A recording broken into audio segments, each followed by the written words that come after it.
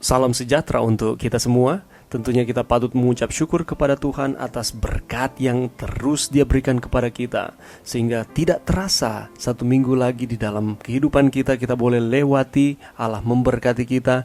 Dan setelah kita mempelajari pelajaran sekolah sahabat setiap hari sepanjang minggu ini, pastinya kita merasakan bahwa Allah sungguh baik di dalam kehidupan kita. Dan pada kesempatan ini mari kita melihat ringkasan pelajaran sekolah sahabat kita.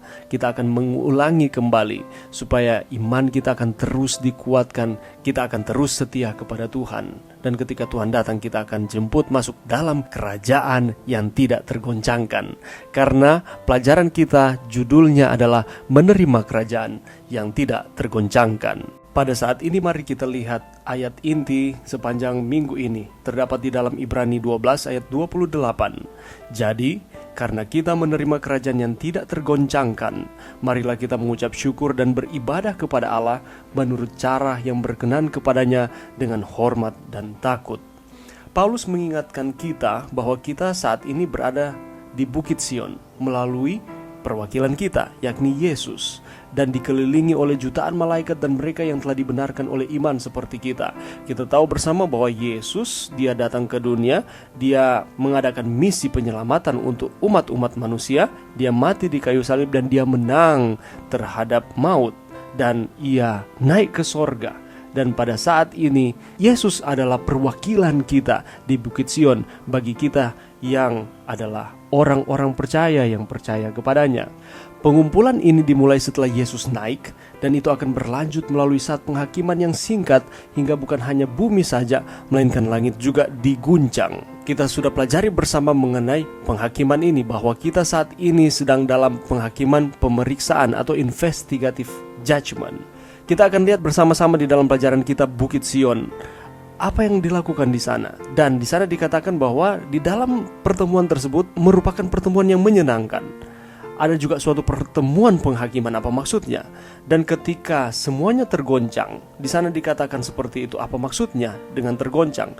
Dan yang tak tergoyahkan, apa maksudnya? Dan pada akhirnya kita harus menunjukkan rasa syukur kita. Mengapa kita harus menunjukkan rasa syukur? Kita akan pelajari bersama-sama. Di dalam pelajaran ini kita akan melihat bahwa ada pertemuan yang menyenangkan, pertemuan yang seperti apa yang dimaksudkan di sini. Mari kita lihat di dalam Ibrani 12 ayat 22. Tetapi kamu sudah datang ke Bukit Sion, ke kota Allah yang hidup, Yerusalem surgawi, dan kepada beribu-ribu malaikat suatu kumpulan yang meriah. Di sana dikatakan bahwa pertemuan itu diadakan di Bukit Sion, di kota Allah yang hidup, Yerusalem surgawi. Bukit Sion adalah tempat di mana Yerusalem dan tabut Allah itu berdiri. Kalau kita kembali lagi ke sejarah dari bangsa Israel, setelah beberapa waktu, Sion ini menjadi sinonim atau kata kiasan dari rumah Allah. Dan juga Bukit Sion ini dapat diartikan bahwa kerajaan surga di mana Allah itu tinggal. Yang jadi pertanyaannya adalah, kamu sudah datang ke Bukit Sion, kota Allah yang hidup. Apakah kita secara fisik telah sampai ke Bukit Sion, bahwa kita telah masuk ke dalam kerajaan sorga? Tentu saja tidak. Itulah sebabnya di dalam pelajaran kita di sana dikatakan bahwa Yesus yang telah mewakili kita untuk masuk ke kota itu. Dan pada akhirnya realisasinya ketika kita setia kepada Tuhan, kita juga akan bersama-sama dengan Yesus ketika Dia datang kembali dan akan menjemput kita masuk dalam kerajaan sorga. Jadi pada saat ini adalah kita datang melalui iman dalam pribadi wakil kita, Yesus. Dan kita ketika kita setia kepada Tuhan, mengakui Yesus sebagai juru selamat pribadi, kita adalah warga negara sorga. Dan pada akhirnya ketika Tuhan datang, kita akan dijemput masuk dalam kerajaan sorga. Allah bertemu dengan umatnya yang sisa di sana, di mana? Di Bukit Sion. Mereka adalah jemaat anak-anak sulung. Kita adalah anak sulung karena kita berbagi warisan dari anak sulung yang terutama, yaitu Yesus. Apa itu? Keselamatan. Kerajaan sorga menjadi milik kita. Jadi ketika kita datang bukan sebagai tamu, tetapi sebagai warga negara. Sama seperti dengan saya katakan tadi. Sebagai warga negara yang baik, kita harus mengikuti aturan dari negara tersebut. Kita contohnya ada di Indonesia saat ini. Kita sebagai warga negara yang baik, negara Indonesia atau warga negara Indonesia, kita justru harus mentaati aturan-aturan yang ada di dalam negara kita ini.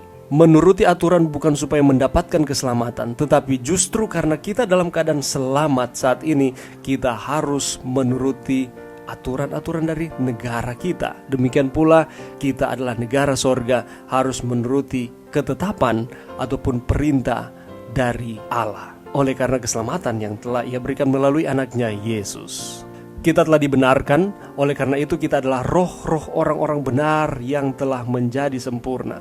Dan Yesus meresmikan bait suci surgawi setelah Dia naik. Bait suci berdiri di Bukit Sion seperti replika duniawinya. Kita berkumpul pada perayaan besar orang-orang yang ditebus oleh Dia. Jadi oleh karena kita adalah warga negara kerajaan yang tak tergoncangkan ini, seharusnya kehidupan kita tidaklah mencerminkan akan kehidupan duniawi, tetapi seharusnya kehidupan sebagai warga negara sorga. Pada saat ini mari kita lihat ada suatu pertemuan penghakiman. Apa maksudnya pertemuan penghakiman? Di dalam Ibrani 12 ayat 23 mengatakan, dan kepada jemaat anak-anak sulung yang namanya terdaftar di sorga, dan kepada Allah yang menghakimi semua orang, dan kepada roh-roh orang-orang benar yang telah menjadi sempurna. Kalau kita melihat di dalam Ibrani 12 ayat 22-24, mengacu pada penghakiman di masa depan, yakni Tuhan adalah hakim, memimpin, dan buku-buku digunakan. Dan hasil dari penghakiman masa depan dari kitab ini adalah bahwa umat Tuhan menerima akan kerajaan. Penghakiman di Sion mengingatkan kita pada penglihatan dalam Daniel 7 ayat 9-10. Pada saat itu, anak-anak Allah yang nama-namanya tercantum dalam kitab kehidupan akan disempurnakan. Kita sudah pelajari ini beberapa waktu yang lalu bahwa kita sedang dalam penghakiman pemeriksaan atau investigative judgment, pre-advent judgment, penghakiman sebelum kedatangan Tuhan yang kedua kali. Tujuannya adalah supaya menunjukkan salah satunya kepada si ular tua, bahwa Allah itu adil untuk menyelamatkan manusia. Kita hadir dalam penghakiman dalam roh melalui Yesus, anak manusia. Setelah penghakiman berakhir, Yesus akan menerima kerajaan.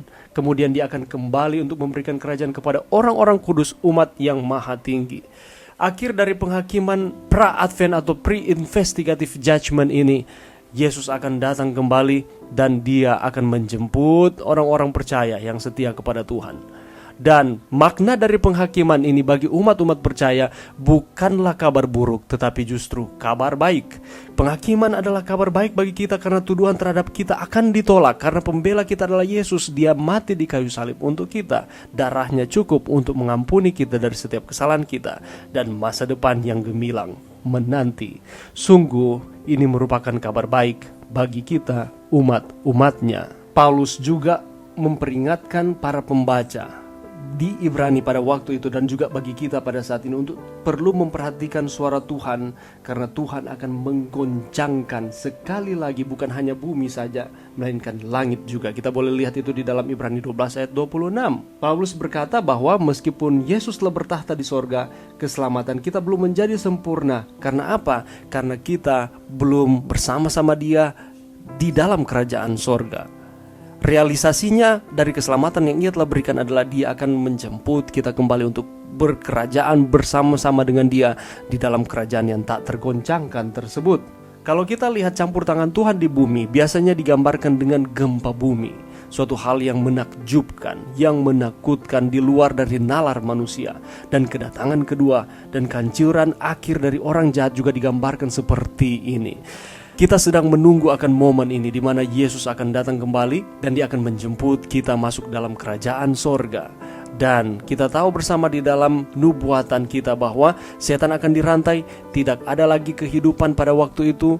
Setan akan merenungkan akan nasibnya selama 1000 tahun, dan akhir dari 1000 tahun maka umat-umat yang telah ditebus bersama dengan Allah dan kota kudus itu akan turun, dan pada akhirnya kejahatan akan ditiadakan untuk selama-lamanya.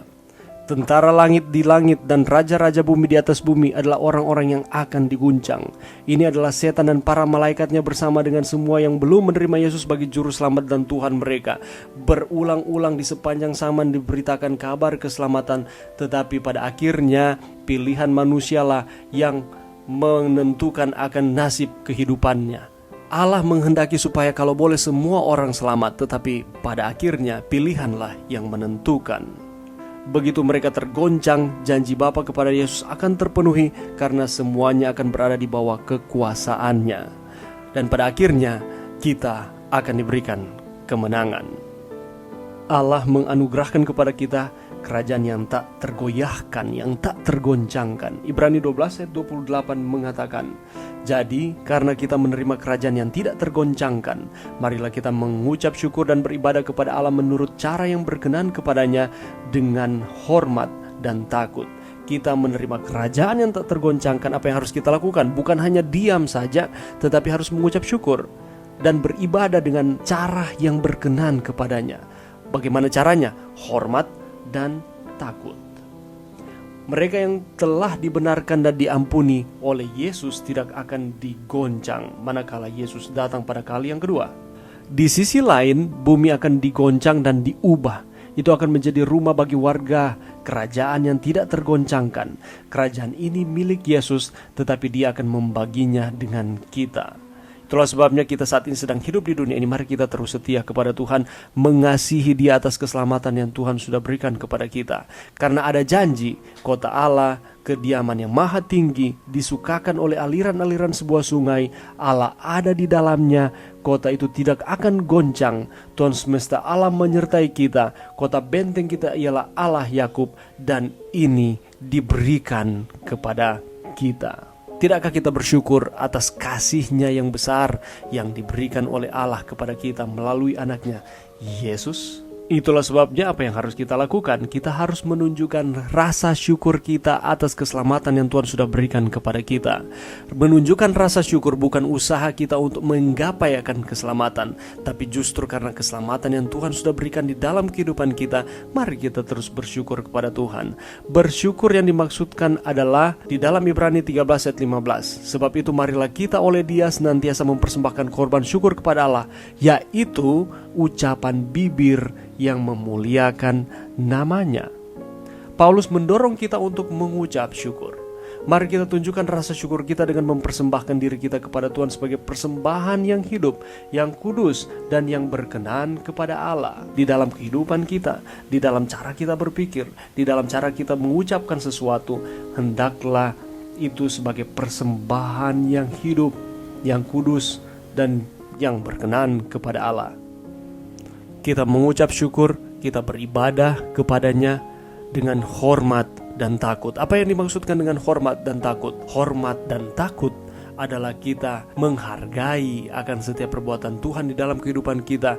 Kita meninggikan, memuliakan akan Tuhan oleh karena segala sesuatu yang Ia telah lakukan bagi kita. Ingin melakukan kehendak Tuhan dengan menjalani kehidupan yang benar adalah respon kita terhadap segala sesuatu yang telah dan akan Tuhan lakukan bagi kita. Mari kita melakukan segala sesuatu yang benar sesuai dengan yang difirmankan oleh Tuhan. Karena ini merupakan respon kasih kita kepada Tuhan atas keselamatan yang telah Ia berikan kepada kita. Perbuatan baik adalah respon terhadap kasih Allah, bukan usaha kita untuk mendapatkan keselamatan. Sehingga digerakkan oleh kasih, itu bukan hanya dengan perkataan, tetapi khususnya dengan perbuatan. Itu bukan hanya teori saja, tetapi kita harus praktekkan. Sebuah transformasi telah terjadi dan Anda adalah manusia yang berbeda. Anda bukan manusia yang penuh gairah seperti dulu. Anda bukan orang duniawi yang sama seperti dulu. Anda bukanlah orang yang memberi jalan pada keinginan dan nafsu jahat, prasangka jahat dan perkataan jahat. Anda sama sekali bukan orang ini karena transformasi telah terjadi. Apa itu? Gambaran Kristus tercermin dalam diri Anda. Kemudian Anda mengingat bahwa ada rombongan yang harus berdiri di Bukit Sion, dan Anda ingin menjadi salah satu dari rombongan itu, dan Anda bertekad bahwa Anda akan menjadi bagian dari rombongan itu. Jangan pernah lupa bahwa ketika kita berada dalam Kristus memandang kepadanya, maka kehidupan kita akan bertransformasi, akan berubah secara keseluruhan, karena kita merupakan bagian dari rombongan kerajaan yang tak tergoncangkan. Manakala Yesus datang, Dia akan menjemput kita masuk dalam kerajaannya, dan kita akan hidup untuk selama-lamanya. Mari berdoa. Terima kasih Tuhan atas firman-Mu sepanjang minggu ini dalam pelajaran Sekolah Sahabat pelajaran yang ke-12. Terima kasih karena kami adalah umat-umat-Mu, anak-anak sulung, pewaris kerajaan yang tak tergoncangkan. Bantu kami Tuhan, untuk kami terus setia kepada Tuhan di dalam nama Yesus. Amin.